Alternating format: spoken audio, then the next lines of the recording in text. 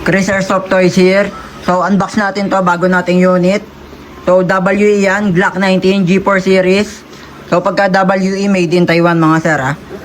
Ibig sabihin ng pagka made in Taiwan, medyo may kamahalan siya. Medyo mas mataas siya compare sa ibang brand. Like Double Bell or EC o Screen. So pakita na natin to. So meron siyang, ayun yung manual. Scan nyo lang yan. Then yung pinaka-unit natin, G4 series nga pala to mga sir, Glock 19. So makikita nyo naman gano'n nga ba kaganda yung Glock 19. So yung details niya, yan o, sa slide, sa magazine niya, kita naman yung 19 dito. Then sa likod, yung skull, yan, sa likod ng kasahan o slide. So optic sight ready na siya. Yung rear sight at front sight niya. So pagka may ta-targeting kayo, kitang-kita naman o. And yung magazine niya, metal na rin yung magazine niya mga sir ha. Compact din siya. Kumbaga, medyo mas handy siya compare sa Glock 17 at Glock 19. Yun o, masarap siya gamitan mga sir. So, pakita ko lang din. Yung magwell ready na siya dito sa ilalim. Ayan o, pakita ko lang. And safety precaution nga pala. Pagka, yun, gagawa kayo ng test fire o magkakarga kayo ng BBs o green gas, always finger out. Huwag nyo basta-basta ipapasok sa trigger pin. Siyempre, baka mamaya makalabit nyo, may tamaan. So, yung barrel niya, sa ano, silver na rin yan, no? Yung barrel, dito sa loob. Ganda, oh. Kita ba? Kita, yan, yung silver. Yung ano ng WE. Eto, pagka hinarap nyo. Ayun, no? So, WE. So, ganito na ito, So, gawa natin ng test fire to. So, pakita ko lang din. Paano nga ba maglagay ng green gas o bala? Alam ko may gas pa naman to ng konti.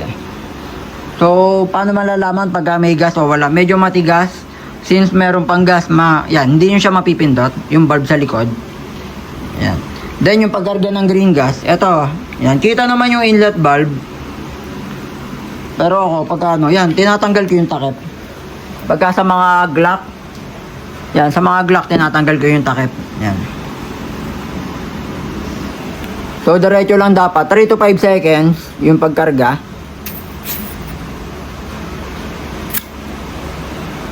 So, sinaglit ko lang ng karga. Since, ano lang naman to. EPS check lang din yung gagawin ko. Nga pala mga sir, pag gas type automatic, nakakabutas na siya ng lata. Kaya na niya bumutas ng lata. O yun, minsan bumabaon. And, yun, effective din siya pagka ginamit sa daga. Yung mga daga sa bahay. So, gamit tayo ng .20 na BBs.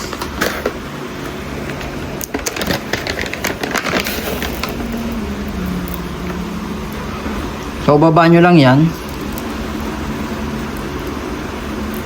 So, nung una, hindi ako naniniwala dun Yung iba kong customer na mas ano daw, mas compact daw o mas maliit ng konti yung Glock 19.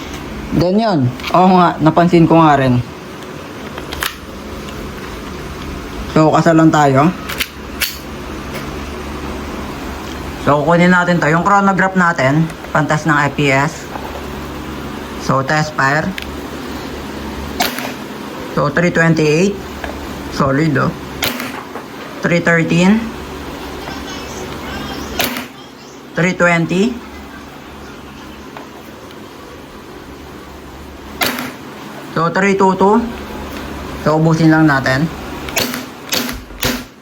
So, pag wala na siyang bala, press nyo lang yan mga sara. Ay, ito ko lang. Sa mga interested, message lang tayo sa Facebook page ko. Ilalagay ko yung link sa comment section. Then, sa mga gusto mag-walk-in, location ko nga pala Cavite. And nationwide yung delivery mga sara. Sa mga hindi makakapunta, pwede pa rin naman tayo. Made-deliver pa rin sa inyo yan, Luzon, Visayas at Mindanao.